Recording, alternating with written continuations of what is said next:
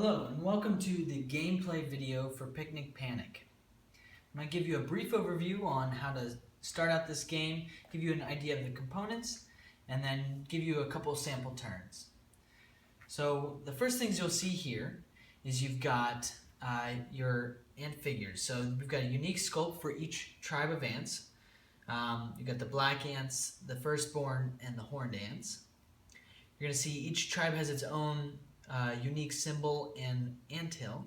So this is the firstborn base, matches the symbol on the card.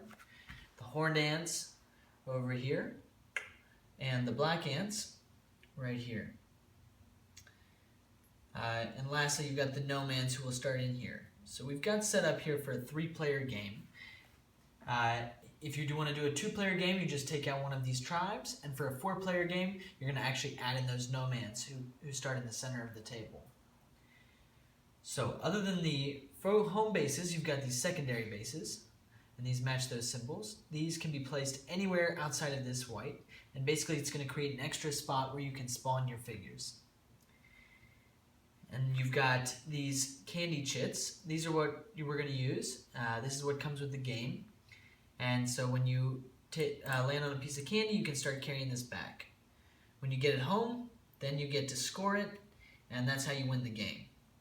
You can substitute candy, whatever works best for you, or if you just want to use these, and when you get home, eat a piece of candy, eat a shot, that's what's best. You've got a turn track. Once this gets down to 0, then you're going to, the humans are going to come, and they're going to just start killing out ants. Whoever has the most candy home at that point is going to win. The last thing you're going to notice here is the player aids. So here's a player aid right here. I'm going to give you a little zoom in so you can see what's going on.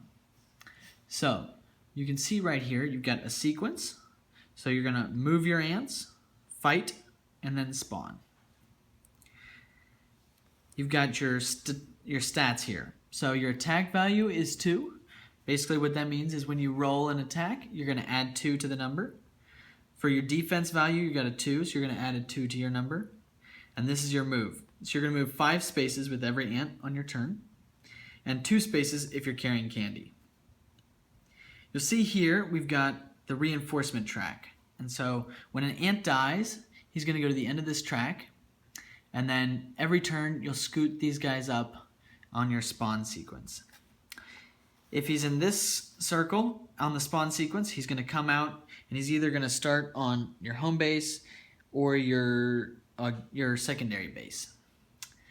You're also going to see a special ability here. For the firstborn, you've got a ranged attack. For the horned ants, you've got a champion. And for this purpose, we're going to use this chit as a designation, but in the real game, you're going to have a chit that looks like this. And for the black ants, anytime another tribe's ants die, doesn't need to be killed by a black ant, but if it gets killed, you're going to put one of these tombstones right there. And essentially what happens with this tombstone is it allows the black widow spider to resurrect an ant into that space. So when you get to your spawn sequence, the black ants actually have the option to go at their home base, their secondary base, or a one-time use of a tombstone. So when you use a tombstone, you remove it, and then it goes back into your pool.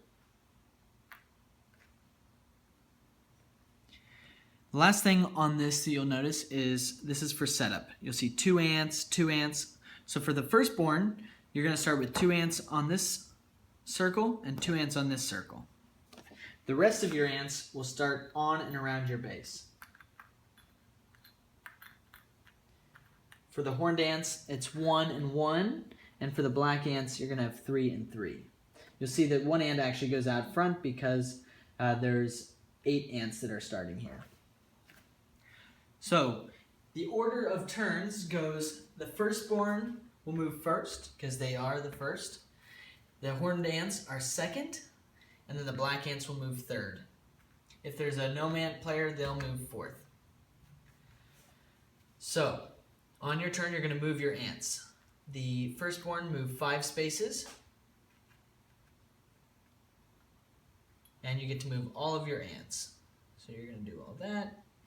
If you have an attack possible, and attacks are made if you're touching another ant, or in the instance of the firstborn, if you're up to 4 spaces away, then you can do an attack. No attacks in this realm. And then you're going to spawn. So anybody who's on this last circle is going to come alive. They can go here, or maybe both here, whatever you prefer. And then whoever's back here is just going to move forward 1 space. The Horn Dance would then do their turn, move along. There's going to be no attacks in this first turn, so we're just going to place these around. And they would get a spawn, guy there, no attacks. And that's the Black Ant's turn. These guys move around 3 spaces. Just for sake of battle, we're gonna say they're super speedy this turn, and we're gonna have some attacks. And so here's how the attack system works. For the Black Ants, they actually have a special ability. In addition to their tombstones, their attack value is 1 per ant. So the way this works, the attacker is going to roll a die and add their value. So in this instance, we've got 3 ants attacking 1, so their attack value is going to be 3. And the Horned Ant has a defense of 4. So the Black Ant rolls 5, becomes an 8. The Horned Ant is going to roll 2 plus 4 becomes 6. So they're going to actually win. So if the attacker wins, then the defender dies. So he's going to die. And then we'll put a tombstone there because another ant died. If the defender wins, then the attacker would get pushed back 1 space. And the defender gets to choose where. If it's a tie, nothing happens.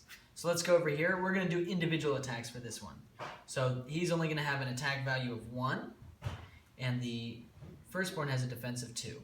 So the attacker rolls, 8 becomes 9. Defender has a +2 defense, 1 becomes 3. He's actually going to kill this guy too. And a little tombstone will go there. Then this guy's going to attack here, and so on. A 0 in this game is actually a 10. So the Black Ants have a pretty good turn. They take out a number of guys and have these spawn points. And so then they get to do their spawn. So they moved, they fought, now it's spawn time. So they're going to actually remove one of these tombstones, place a guy here, remove 1 here. And so this is how the Black Ants actually end up kind of hoarding and have a zombie feel to them. And that would be the end of the first turn. Now this obviously wouldn't happen in the first turn because these move really quick, but you got the idea. And then you would change the token down after everybody's had their turn. If you are carrying candy, so when you move onto candy, you have to stop. And then, let's say it had gone around a whole nother turn, you move only 2 spaces with candy. All of these tribes move 2 spaces with candy. So 1, 2. Once you get home, then you score that candy and you can eat it. You can take a drink, give the drink, whatever works best for you. And attacking, if you attack somebody with candy, then if you kill him, then you're going to take that candy. So that's kind of how that mechanic works. If you decide to do a 4-player game, the nomads actually start not on the board. They are wasted off of candy, and they don't start coming out until people start taking candy, and they start to notice that their candy is disappearing, and they start popping up. And the way they work is that they score any candy that's in these white hexes at the end of the game. And so they become sort of a police of this candy stash, bringing the candy back while everybody's trying to take it out. And so it plays very different from a 3-player game, 4-player game, 2-player game. So it's a very interesting mechanic. And that's pretty much the overview of a turn. I hope you enjoyed it, and thank you for backing our Kickstarter.